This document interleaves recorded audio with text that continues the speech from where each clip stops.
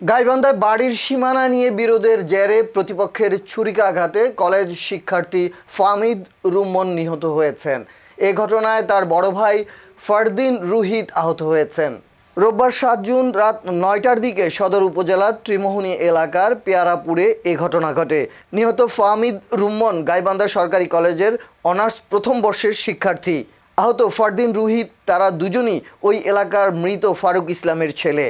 আহত রুহিত জানান, বাড়ির সীমানা নিয়ে প্রতিবেশী ছানা মিয়ার সঙ্গে দীর্ঘদিন ধরে বিরোধ চলছিল।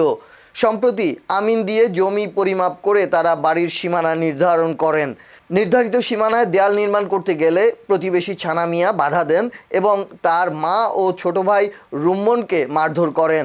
স্থানীয়রা জানান, গার্মেন্টস কর্মী রুহিত ঢাকা থেকে বাড়ি ফিরে রাতে ছানা মিয়ার কাছে বিষয়টি জানতে চাইলে তার ছেলে রাকিব রুহিত ও রুম্মনের উপর হামলা চালিয়ে ছুরিকাঘাত করে। গুরুতর আহত দুই ভাইকে গাইবান্ধা জেনারেল হাসপাতালে নেওয়া হলে কর্তব্যরত চিকিৎসক ফাহমিদ রুম্মনকে মৃত ঘোষণা করেন।